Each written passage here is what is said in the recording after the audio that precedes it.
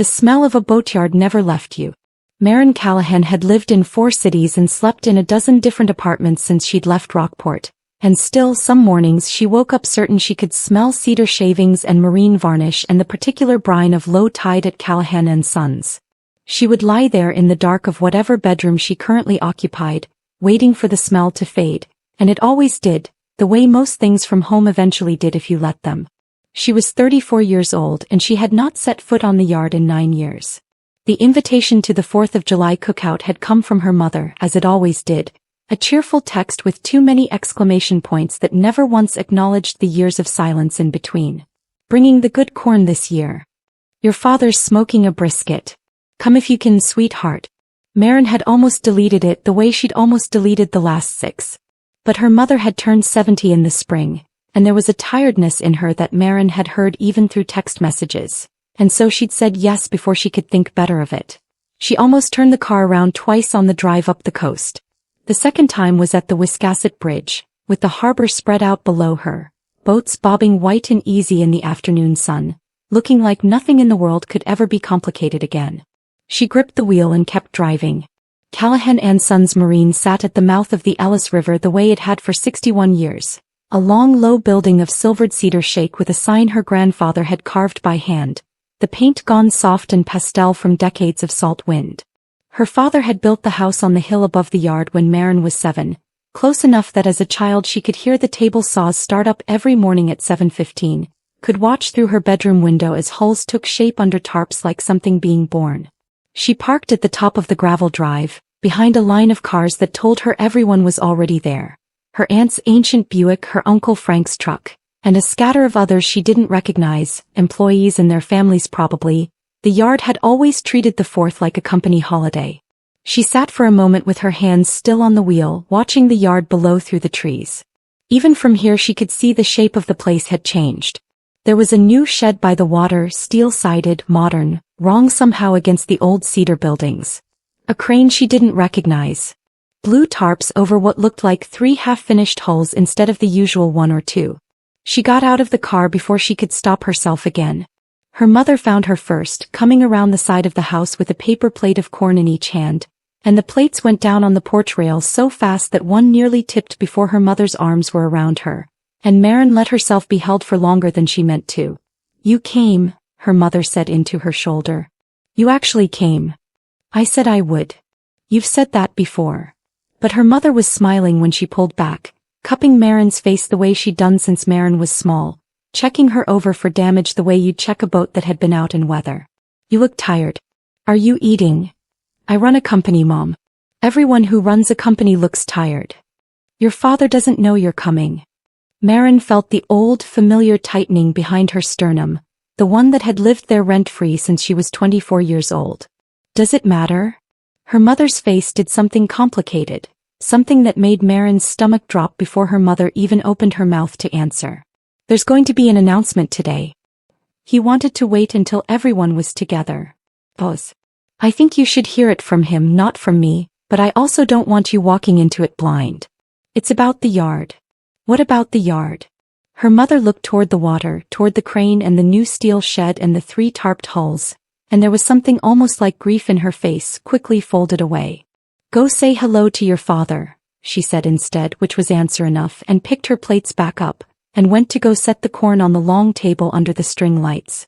Maren had grown up believing, the way children believe things without examining them, that the yard would someday be hers, or at least partly hers, in the unspoken way that daughters of family businesses believe they belong to the thing that raised them. She had learned to read a table of offsets before she could read a chapter book. She had spent every summer of her childhood sanding hulls and fetching tools, and by the time she was 12, laying up fiberglass alongside men 3 times her age who called her boss, as a joke that slowly, over years, stopped being entirely a joke. She loved the yard the way you love a person. Messily, completely, without much analysis of whether the love was returned in kind. Her brother Patrick was 2 years older, and from the time he could walk, their father Desmond Callahan had a way of putting a hand on Patrick's shoulder in front of customers that he never once put on Maren's. It wasn't cruelty, not exactly. It was something quieter and more thorough than cruelty, an absence so consistent it became its own kind of architecture, something you built your whole understanding of yourself around without ever being able to point to a single beam of it and say, that's the thing that hurt me. The schedule board hung just inside the shop door, a whiteboard where her father wrote out the week's jobs and who was assigned to what. Maren had scanned that board every morning of her working life at the yard the way other kids checked their phones. Sanding Callahan P. Rigging Callahan P. Customer walkthrough Callahan P. And her own name never appeared on it, not once, not in 9 years of unpaid summers and then 4 years of a real salary once she was old enough to be legally employed. He did the work. She was simply never on paper the one doing it. She'd asked her father about it once when she was 19, home from her second year at business school with a folder of ideas for modernizing the yard's inventory system, ideas she'd stayed up 3 nights writing because she genuinely believed, that this would be the thing that finally made him see her the way he saw Patrick. Why isn't my name ever on the board? Her father had been bent over a set of blueprints at the time and he hadn't looked up. Your name doesn't need to be on the board, Maren. Everybody already knows you're here.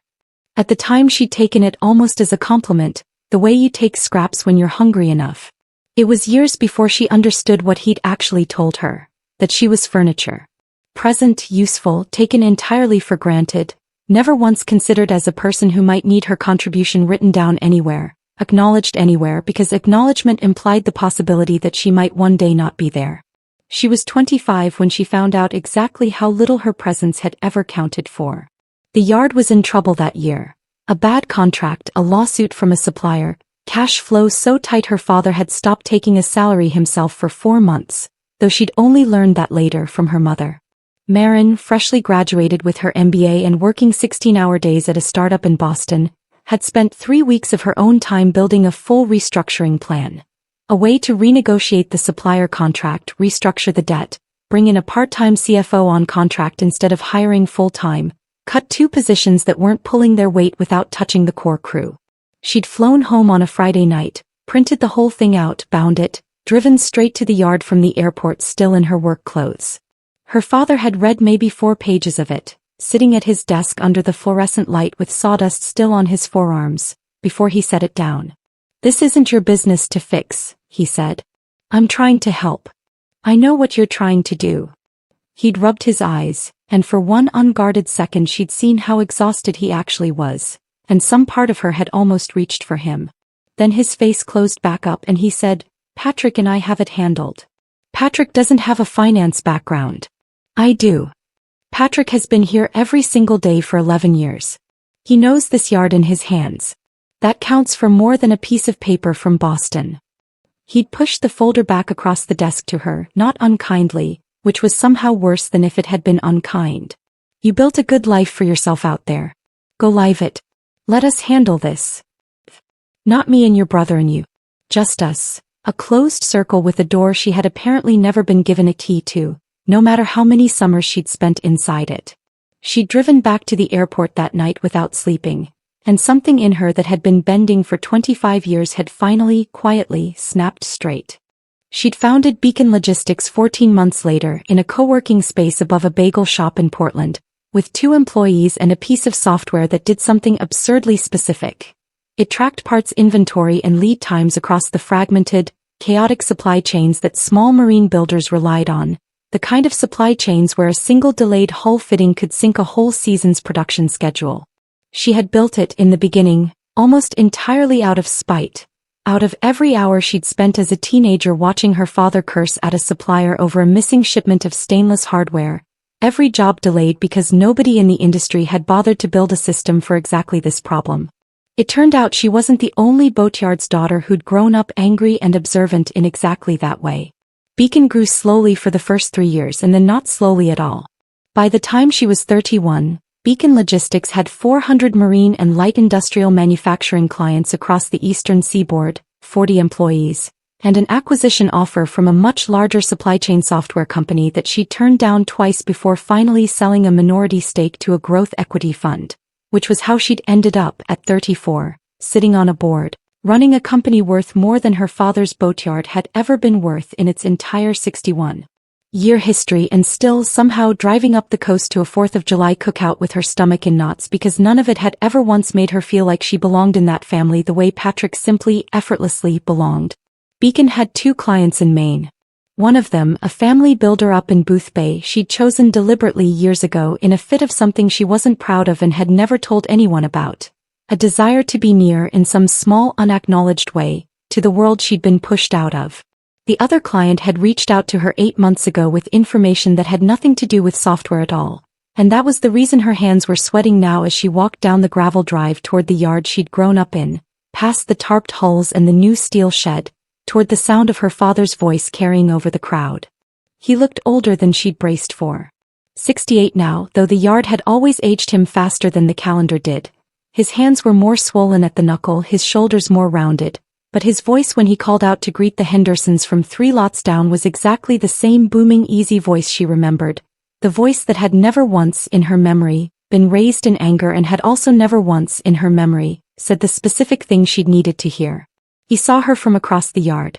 She watched it land on his face, surprise first and then something else, something that might have been happiness and might have been calculation, and with her father it had never been easy to tell the two apart. Marin. He came toward her, and for one strange moment she thought he might hug her. And then he stopped a careful 3 feet away and put his hand out instead, and she shook it like a business acquaintance, which felt about right, all things considered. Didn't know you were coming. Mom invited me. Good, I'm glad. He looked her over the way her mother had, though with less warmth and more assessment, the way he'd look over a hull. You look like the city's treating you well. It is. Heard you sold part of that company of yours. Good money from what I understand. It's doing well. She didn't offer more than that.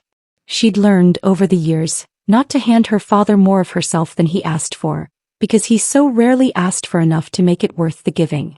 Patrick came up behind him then, and the sight of her brother still did something complicated to her chest. Not hatred, never hatred, because Patrick himself had never been cruel to her, not really. He'd been oblivious in the particular way of someone who has never once had to wonder whether he belonged somewhere. He hugged her, an actual hug, warm and brief. Hey, stranger. He looked good, tanned from a summer on the water, though there was something thinner in his face than she remembered. Something that looked less like weight loss and more like worry that hadn't found anywhere to land yet. Glad you made it. You're gonna want to hear what Dad's got to say today. So I've heard. She glanced at her mother, who was very carefully not looking at any of them, arranging paper plates that did not need arranging. What's going on with the yard? There's a new building down there. New crane. That's actually part of it. Patrick and her father exchanged a look, some old shorthand of theirs that Marin had spent her whole childhood on the outside of, and her father clapped his hands together once the way he did when he was about to address a room. Well, he said, since half the family's here already, might as well not wait for dessert. He didn't ask her to sit. He didn't ask anyone to sit particularly, he simply raised his voice, the boatyard voice, the one built to carry over table saws, and the whole party turned toward him the way a room full of people always turned toward Desmond Callahan, unconsciously out of 40 years of habit. I want to thank everybody for coming out today, he began, and Marin felt her stomach drop the way it used to drop as a child when she knew, from the particular quality of the silence in a room, that something was about to be decided without her. He talked for a few minutes about the yard's history, about her grandfather founding it in a rented shed with 2 employees, about 61 years and 3 recessions and a hurricane that had taken the original roof clean off in 1991. He talked about Patrick, about how proud he was of the 11 years, 12 now, Patrick corrected quietly, and their father waved a hand, unbothered, and kept going. 12 years Patrick had put in, the new composite hull line he'd pushed for, the young crew he'd built up. He did not, Marin noticed, mention her name once, not even in the history. It was as though the folder she'd handed him 9 years ago, the 3 weeks of unpaid nights she'd spent trying to save this place, had simply never happened, had been quietly edited out of the family record the way certain governments edit out certain people. And then he said the thing. I've made the decision to sell the yard. A ripple went through the crowd, surprised murmurs, a few gasps from employees who clearly hadn't known, though Marin noted that none of the family looked surprised, which meant this had been decided somewhere she hadn't been invited to sit.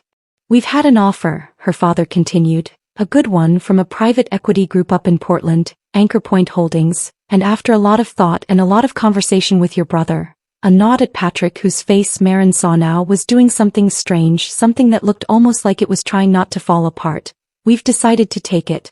$52 million all told once the deal closes. It's a good deal. It secures every job on this yard for at least 3 years under the new ownership, which was the whole condition I put on the sale. Applause scattered, uncertain. Her father raised a hand to quiet it because he wasn't finished. I know there'll be some of you wondering what this means for the family going forward. His eyes moved through the crowd and then, for the first time since she'd arrived, landed directly on Maren and held there, and something in his face was almost apologetic, which somehow made it worse. Patrick's getting his share, obviously, for the years he's put in running this place. Your mother and I are set for retirement. A pause, a long one, the kind of pause that in every family gathering Maren had ever attended meant a decision had already been made, and this was simply the moment of its public delivery. Maren, sweetheart, I know you built your own thing, and I know you did it without any help from us, which is more than I can say I made easy for you. But this yard, what it's worth, that's built on work you weren't here for. So there's nothing in this deal for you. I hope you understand that's not personal. It's just fair given the years. It's just fair given the years. Maren stood very still in the middle of the party, in the exact spot she'd stood as a 19-year-old with a rejected folder in her hands, and felt something in her chest that was not, to her genuine surprise, grief. It was recognition. This was not a new wound. This was an old one, reopening along a scar so familiar she barely felt the cut, only the ache underneath it, dull and long-lived and almost, at this point, comfortable in its familiarity. She thought about the folder in her car. She'd brought it without entirely admitting to herself why. She thought about Anchor Point Holdings, the name her father had just said out loud to 60 people at a 4th of July cookout. And she thought about the 8 months of quiet, careful work that had brought her here. And she made a decision she'd actually made months ago, if she was honest with herself, and simply hadn't yet found the moment to say out loud. Dad, she said, and her voice came out steadier than she felt, steady enough that the murmur of the crowd quieted again, sensing something. Before everyone gets back to the corn, I need to tell you something about Anchor Point. Her father's face did something wary. This isn't the time, Maren. It's exactly the time. She looked at him and then briefly at Patrick, whose face had gone the particular pale color of a person watching a door open that he'd spent a long time hoping would stay shut. Anchor Point Holdings is my company. I'm the buyer, Dad. I have been since March. The silence that followed was the kind that had actual weight to it. A silence you could have set a hand on. Somewhere behind her, a child laughed at something unrelated and was quickly shushed. Her mother's hand had gone to her own mouth. Patrick had not moved at all, and it was his stillness, more than her father's shock, that told Maren something else was buried in this ground, something she hadn't yet dug up. That's not funny, her father said finally. I'm not joking. Beacon has a growth fund arm. Most people don't even know about it. We keep it quiet on purpose because deals go better when sellers don't know they're negotiating with somebody they used to know. Anchor Point is a holding entity we set up for exactly this kind of acquisition. Marine builders, family-owned, the kind that need capital and continuity more than they need a stranger to walk in and gut the payroll. She kept her voice level, businesslike, the voice she used in boardrooms, because it was the only voice she trusted herself with right now. When your broker's listing crossed my desk in February, I recognized the address before I even read the name of the company. I could have walked away. I almost did.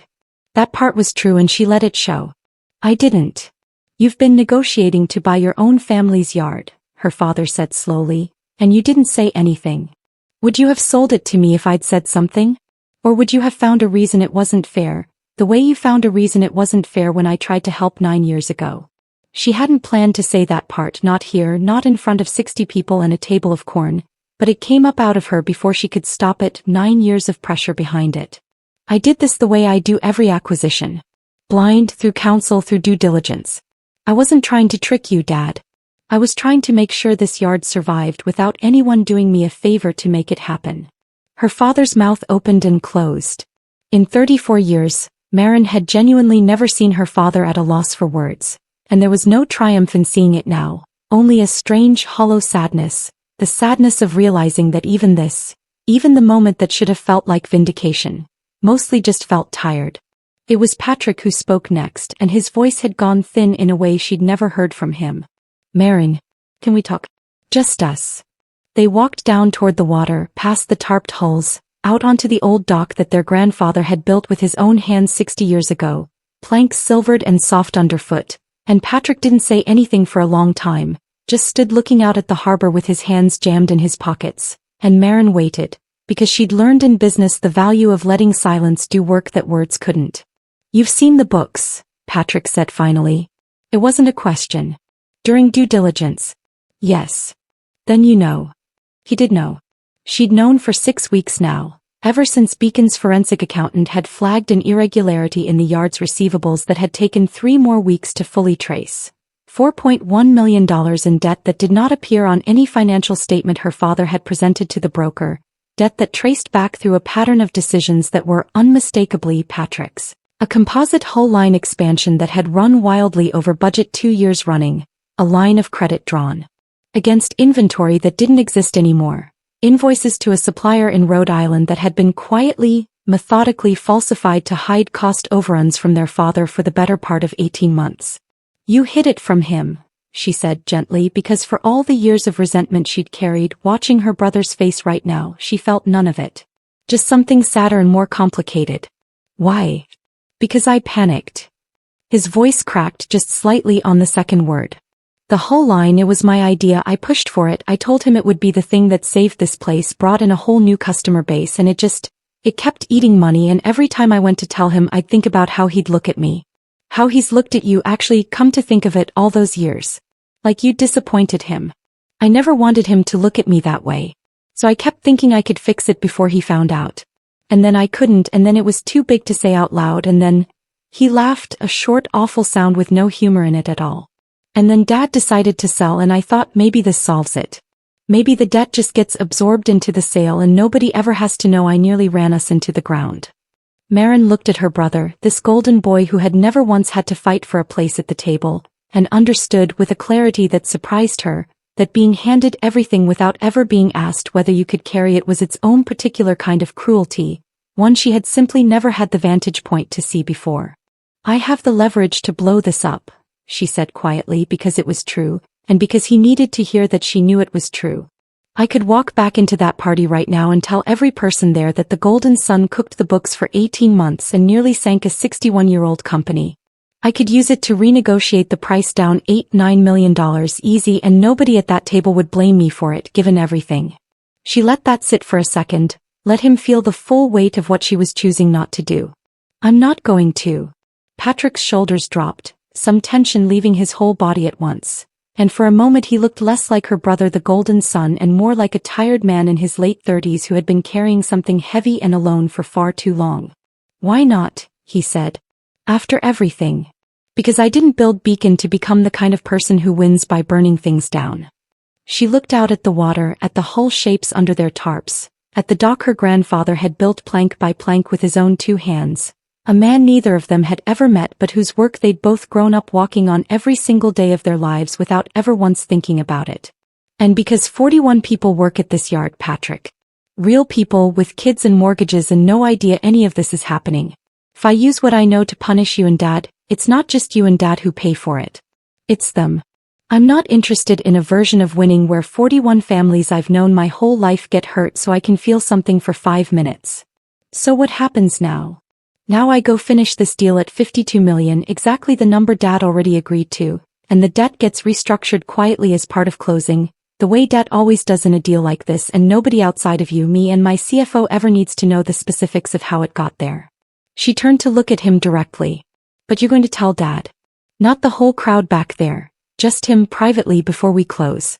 He deserves the truth from you, not from a stranger's audit report 6 months from now.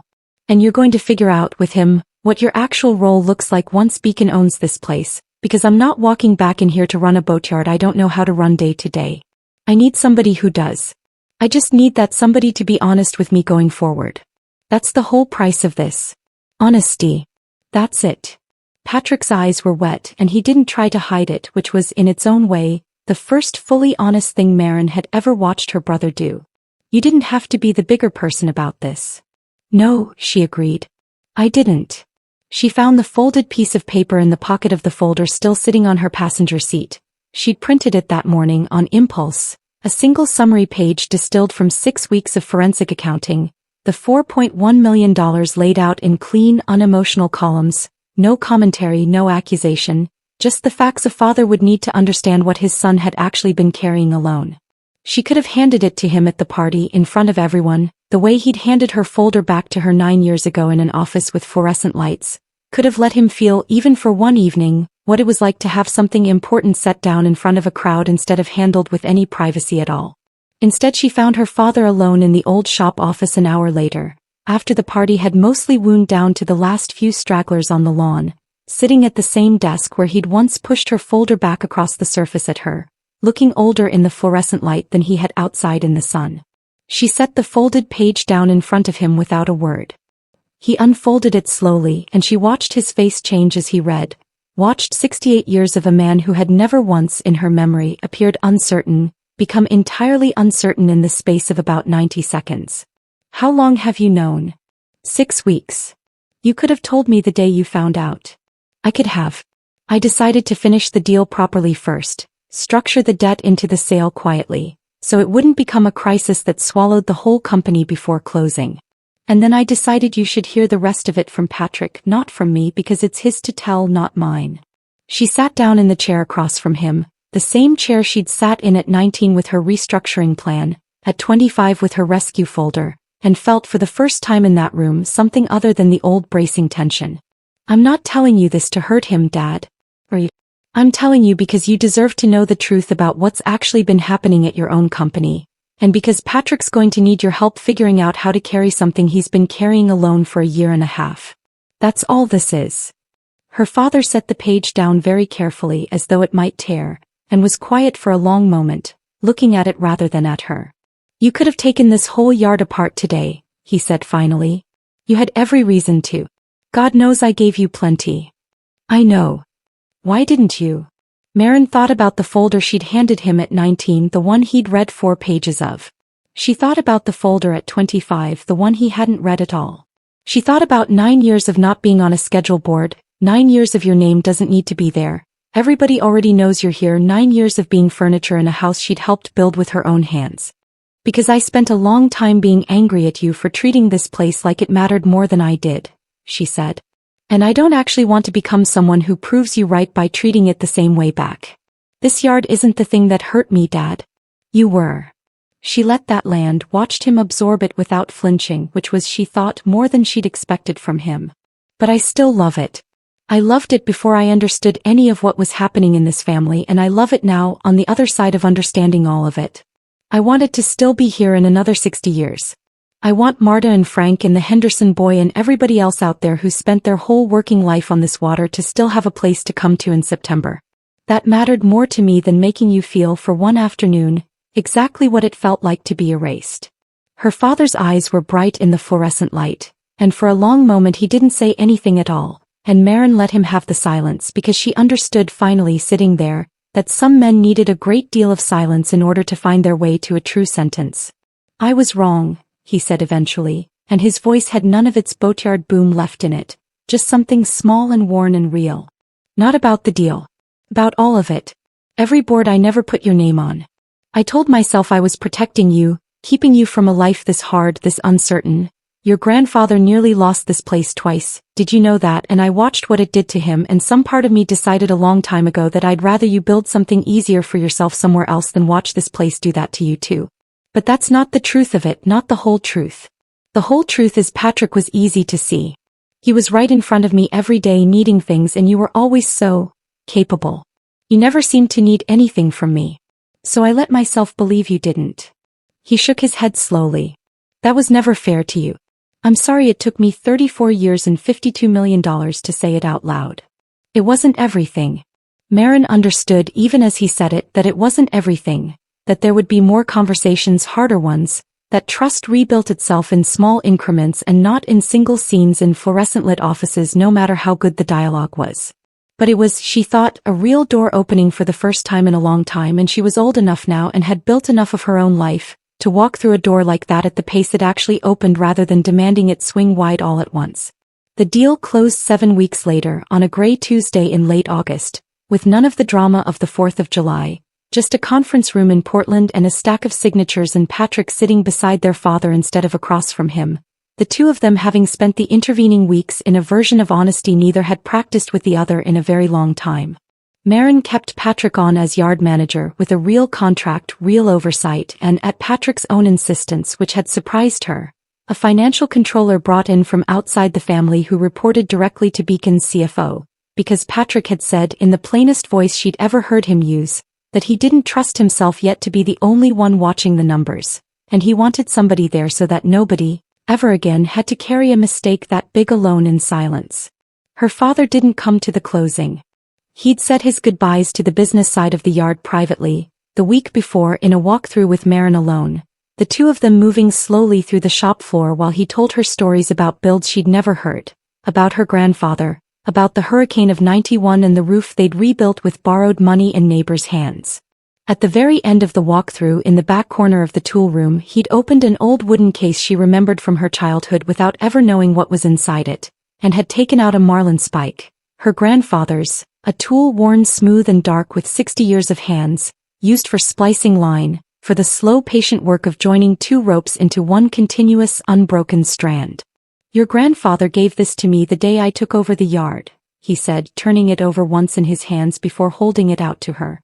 "Told me a boatyard runs on this more than it runs on any table saw. Said the whole trade is really just learning how to join two things that used to be separate so well that you can't find the seam anymore." He'd pressed it into her palm, closed her fingers around it himself, the way he'd never once in her whole childhood closed her fingers around anything. "Felt right that it should go to you now. You're better at that particular kind of work than either your brother or I ever was." Marin stood on the old dock that evening after the walkthrough alone, the marlin spike heavy and warm in her hand from her father's grip, and watched the tide come in over the mudflats the way it had come in every evening of her childhood, indifferent and patient and entirely unbothered by any of what the Callahan family had spent 34 years failing to say to one another. She thought about the schedule board just inside the shop door, still hanging there, still blank for the transition week before the new season's jobs got written up. She thought about walking over to it right now and writing her own name on it for the very first time in her life, just to see what it looked like there. She didn't in the end. She didn't need to anymore. Some acknowledgments didn't require a whiteboard once you'd finally, fully stopped waiting for permission to belong to the thing you'd never actually stopped loving. She put the marlin spike in her jacket pocket, walked back up the gravel drive in the last of the light, past the tarped hulls and the new steel shed that no longer looked wrong to her the way it had in July, and drove home to the city with the windows down the whole way, the smell of cedar and low tide riding with her long after the harbor had disappeared behind her in the mirror.